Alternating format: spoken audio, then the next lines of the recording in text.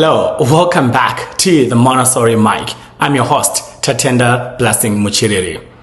Today, we are going to pick up from where we left. We were talking about elements that are found in the Montessori classroom or the Montessori method. Really, things that you're able to identify and say, this is the Montessori school. This is the Montessori method. Oh, they are practicing the Montessori ways of learning. We talked about it being a child-centric. The idea that at the center of this learning is the child. Whatever we do is informed from who the child is as a learner. Today, I want to explore more about the environment in which we find the child in, right? So we're going to talk about what we call in Montessori the prepared environment.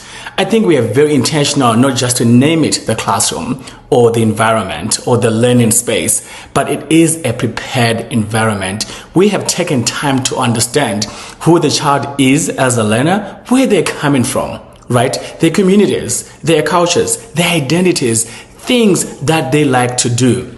We also are very much attuned to the research, right? What's happening in their development, their cognitive, their social.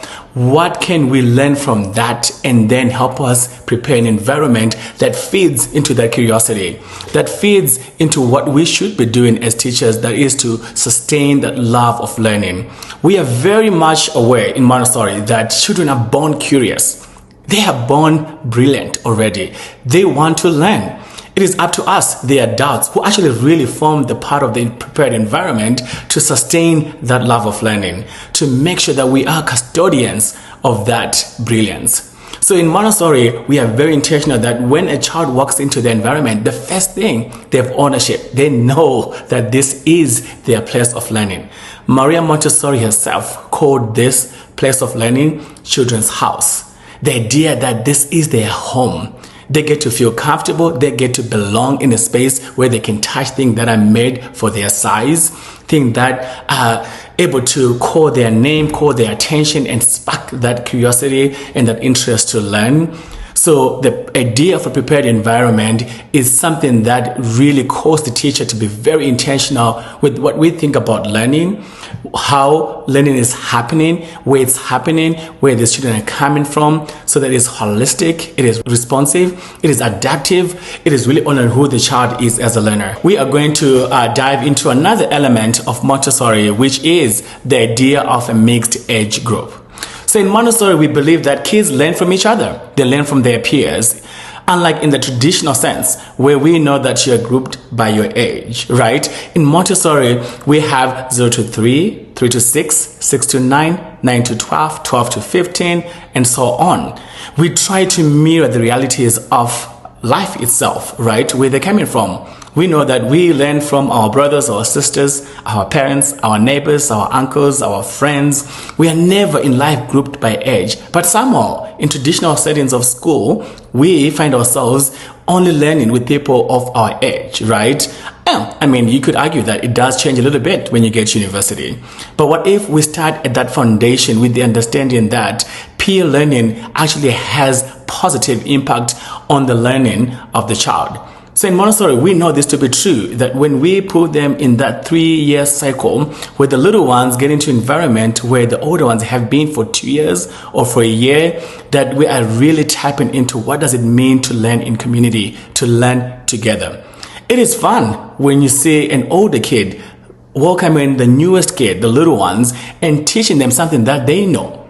And we know that as teachers, as educators, that they are getting to refine their skills.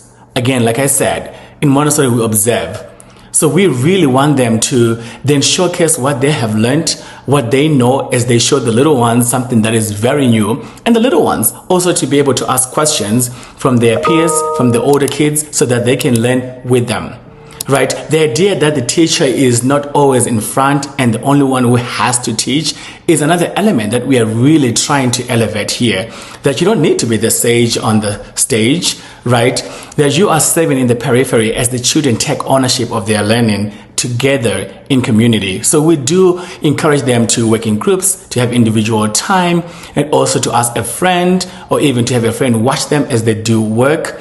So there is this idea that we tap into the community elements of learning together. We're going to dive deep into this when we talk about Ubuntu and Afrocentric Montessori, as we know in Montessori that this is something that is very natural and organic and exist in indigenous communities. So when we get to thinking about how does Montessori look like in different parts of the world, we'll revisit this idea of community, which Maria Montessori scientifically saw as something that was very critical to how children learn at their own pace, and also how we're able to individualize that learning when we think about who the child is in that environment in a mixed age group with their peers. So there's no rush, but there's ownership, there's respect, there's also an element of the teacher getting to know each child, and again, building that environment that supports those who are literally starting to get to know a concept, and for those who are refining a concept, or for those who might want to expand on their learning. Storytelling is one thing that is also very central to learning. And in Montessori, for those who have a little bit of knowledge, and we're going to have a guest come and talk about different age periods in Montessori, so that we can also understand, like, when we are doing elementary Montessori, how do we do Montessori with kids who are between the ages of 6 and 12? And one thing that I really appreciate is this idea of storytelling, that we teach through storytelling, that we introduce them to the world, to the universe through stories, right? That will spark their imagination, their curiosity, and they start asking questions and they go deep in learning. We are going to do the same thing here, because we understand that humans, we learn through storytelling. We connect through storytelling. One thing that I like from my own culture, that of Zimbabwe, is our stories are very different. You know, in the Western cultures, we start with the once upon a time, right? In Zimbabwe, we start with Paivapo, the once was. Then there is a coin response, where then people say Zefunde. Then we all gather, we all lean in, and then we listen to the stories, but not just listen to the stories. We are also active participants in that story. So we are going to use the same format to also bring you in as we bring others to tell their stories of Montessori, and hopefully you also get to tell your stories as you follow the child and follow this channel. Leave those comments. Thank you.